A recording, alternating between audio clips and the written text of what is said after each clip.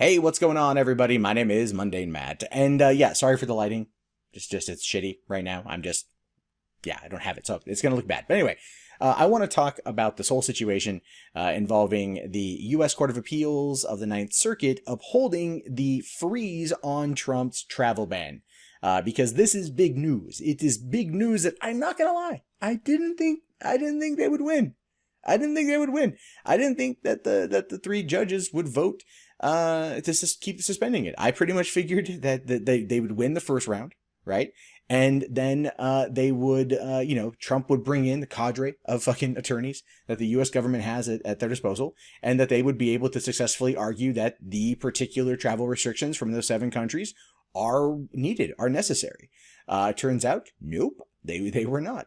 Even though the attorneys for the government came in there and said that this is needed for national security, and they're basically like the president determines what is national security and all those things, and they still shut it down. In fact, they actually gave a reason why, and this came out of a 29-page written judgment. And I'm not going to read all of it to you, but I'm going to read the section that essentially showcases why this happened. This says here, the states argue that the executive order violates the Establishment and Equal Protection Clauses because it was intended to disfavor Muslims.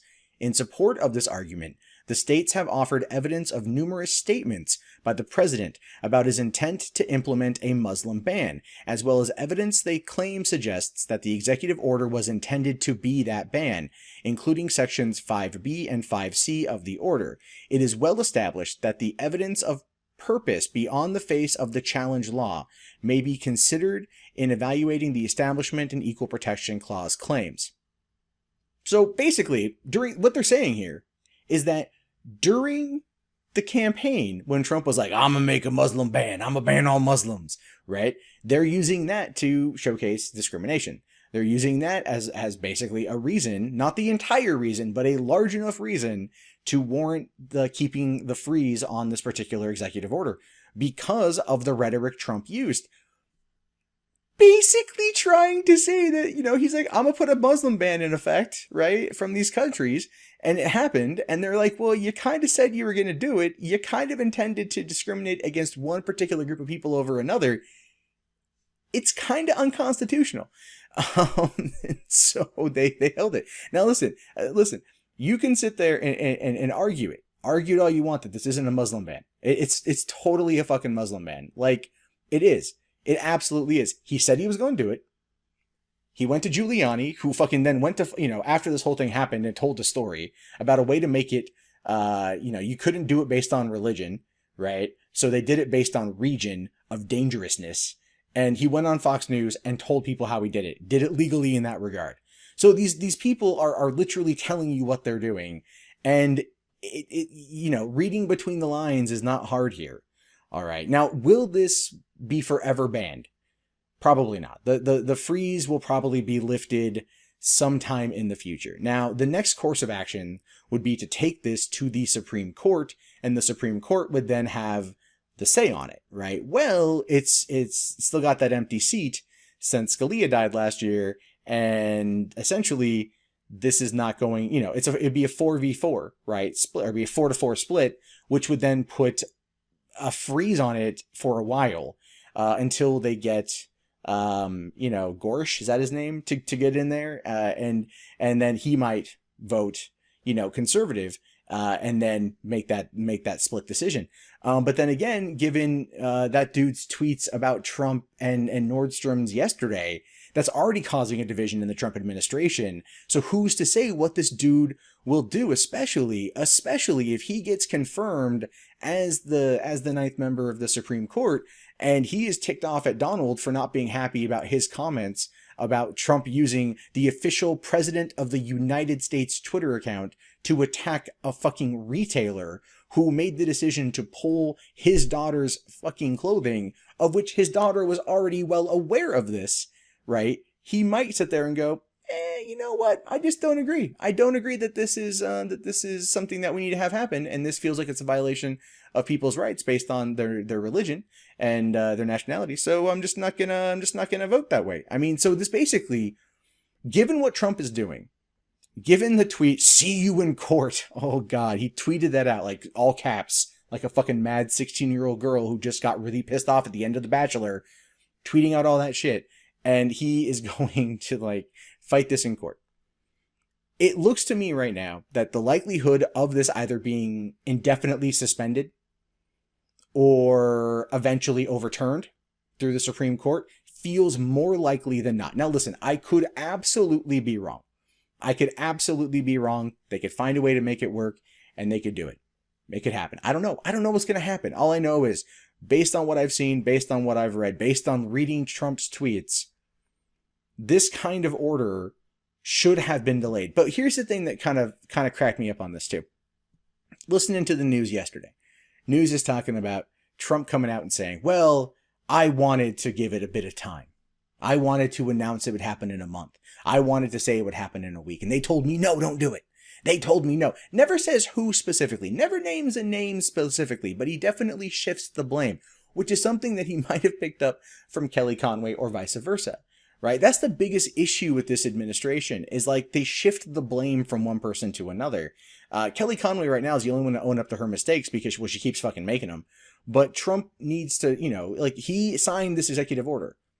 And if it wasn't when he wanted to do it, if it wasn't when he wanted it to happen, if it wasn't the way it wanted to go down, then it's his own fucking fault because he is the commander in chief. He is our president. He is our leader. And if he is not understanding the executive orders that he's signing, or in some cases like Steve Bannon on the National Security Council, not even fucking reading the executive order that he is fucking signing, then that is a problem. And I don't care if you are a Trump supporter or not. I don't give a rabid fucking shit if you are a Trump fan to the end of fucking time. If you go to sleep with the fucking MAGA hat on and your MAGA fucking pajamas, you have to agree that a person who doesn't read the executive orders that he is signing, our leader, the person who holds the highest office in the country, leader of the free fucking world, doesn't understand what he's doing. That is a problem and an extreme cause for concern. And as we're seeing now, his words are being used against him, something he probably never thought would happen because nobody told him, Donald, shut the fuck up. Stop it. Like, no one told him that. So as a result, here we are. And I don't feel bad, to be honest with you. I don't feel bad. Do I want our country protected? Absolutely. Do I want it safe from Islamic terrorism and terrorism of any and all kind? Absolutely. But what I want is a person in that Oval Office, sitting at that desk, running this country, to understand what it means to run this country. To understand that it's not a walk in the fucking park. Not something that you can take lightly. And yes, it's only been 3 weeks. God, only been 3 fucking weeks. Feels like a lot longer. But it's something you have to do in order to... You have to understand your job. And I don't think he understands his job. Right? And when he starts shifting blame and tweeting like a pissed off 16-year-old on Twitter, it doesn't instill a lot of fucking confidence. All right? What he should do, and this is what he hasn't done, is reassure the American people as to why this is happening. Right? But no, he attacks the media, hands them fucking lists of 78 terrorist attacks that were undercovered, including the Orlando shooting, the Paris attack, San Bernardino, things that were meticulously covered to the point of pure fucking exhaustion. This is what's happening out of that administration, and it is not good. And I don't understand how people who are his diehard fucking fans aren't waking up to that fact. We should not be in this situation. And Trump shifting the blame, saying, well, they told me to do it. They told me to do it. The buck stops with you. Donald J. Trump, 45th president of the United States. The buck stops with you. And if you are unable, unwilling, incapable to do the position of which you campaigned heavily for 18 months and convinced 63 million Americans to vote for, then you need to step the fuck down. You need to let someone else lead, even if that person is Mike Pence. All I'm asking is that you lead. You acknowledge that you're new to this. You acknowledge there's going to be some bumpy starts.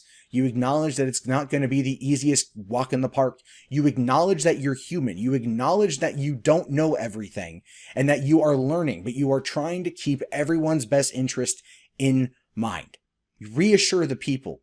People are afraid. They're protesting in the streets for a multitude of reasons, just like not everyone who voted for Trump is a stinking fucking racist. But you need to understand, Donald, that people need to be told that everything is going to be okay and that you're working for them. Because if you do that, more people will come to your side. If they think that you sympathize and you empathize, but you're on the attack.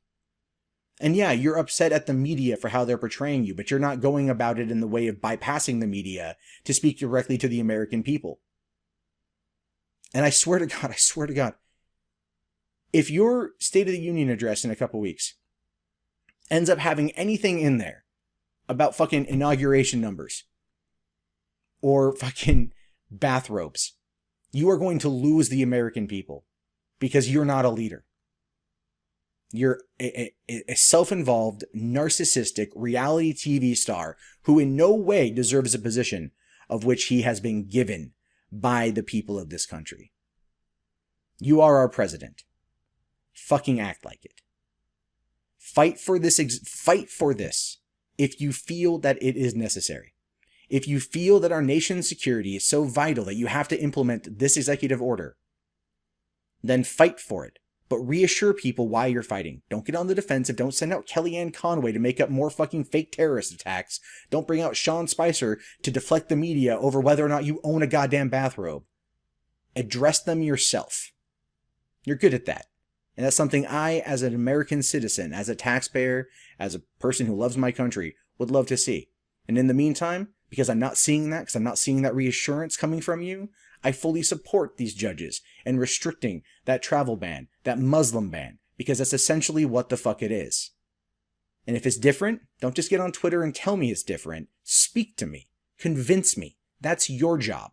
And you're failing fucking miserably.